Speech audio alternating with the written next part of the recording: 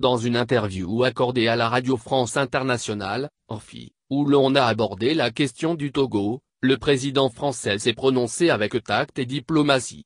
Il a préféré ne pas donner une réponse claire et nette mais prendre le problème d'un point de vue général de l'Afrique sans trancher.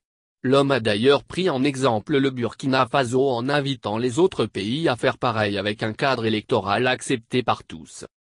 Ici l'intégralité de sa position sur le cas Togo. Je souhaite surtout que le peuple togolais puisse s'exprimer librement.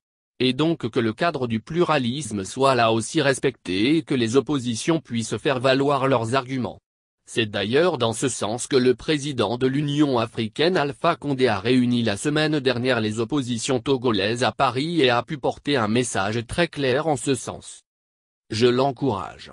Et je pense qu'il est important en effet que dans ce pays comme dans quelques autres il puisse avoir un cadre électoral dans lequel les oppositions puissent s'exprimer, aller devant les urnes avec un processus électoral qui doit faire l'objet d'un contrôle, d'une vérification pour s'assurer de sa sincérité comme ça a été d'ailleurs le cas au Burkina Faso et permettre, soit une confirmation démocratique, soit une alternance. Ce n'est pas à moi d'en préjuger. Je pense par contre que la conservation longue du pouvoir sans processus électoraux, sans cadre du pluralisme n'est pas une bonne chose. Mais elle n'est pas une bonne chose d'abord pour celles et ceux qui vivent dans ces pays parce qu'elle ne garantit pas, justement le respect des droits fondamentaux et des libertés individuelles et d'une bonne gouvernance pour le pays. Emmanuel Macron participe à Abidjan, au sommet Afrique-UE.